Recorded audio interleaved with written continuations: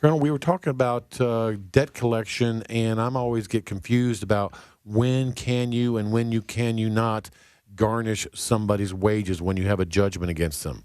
Yes, the wages, the rules about wage garnishments are kind of complicated, and they're also very specific. And if you don't follow them exactly right, then you can't garnish somebody's wages. But assuming you followed all the rules and the writ of garnishment's been issued, then the employer gets served. The employer then is obligated by law to withhold 25% of your average take-home pay. Not average, your take-home pay.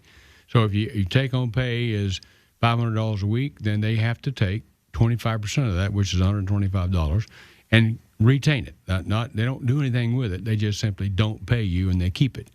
The theory is that they have to keep it until there's a further order of the court about what to do with that money. Now, switch around to the defendant. The defendant then at a point in time, usually within 5 days of the writ being issued, is told that there's a writ of garnishment out. By then, the plaintiff has almost invariably actually gotten the writ served. So you don't find out about it until after the fact. But then the question comes about, and one of the things they have to send you is a claim of exemption.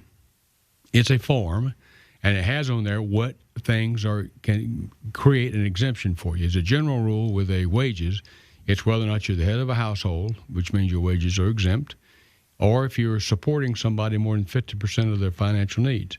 And it's a person, so it can be theoretically, some guy on the street that if you're paying him or giving him more than 50% of his financial needs, then you are supporting that person, and then theoretically your wages can't be garnished.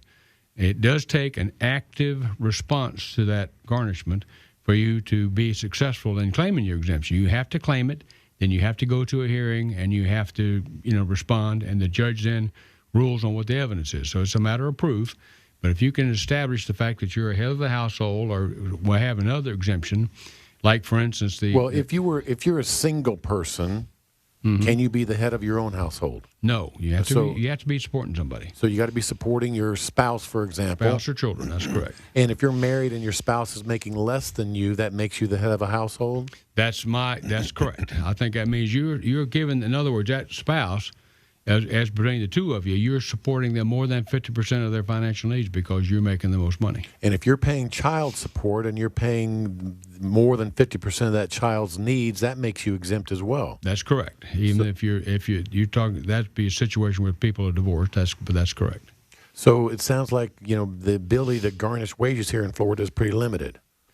It is. You're correct. It is. It's limited by many ways too. One of the things that's limited is that you can there's a minimum wage you have to make, and if you make 30 times the minimum wage, whatever that number is, and unfortunately I don't even know what the minimum wage is, but if you make 30 times the minimum wage, that's the minimum that you can earn, and they have to make more than that to have your wages garnished. Say, so for instance, if you make $200 a week because you're a part-time worker, there's no wages. You can't garnish your wages because you don't make enough to have your wages garnished. Okay, very good. And so what other methods are you using to collect judgments against people? Well, there are not many other methods, unfortunately. Oftentimes you find people garnishing bank accounts. Bank account garnishment looks simple, and they can be simple.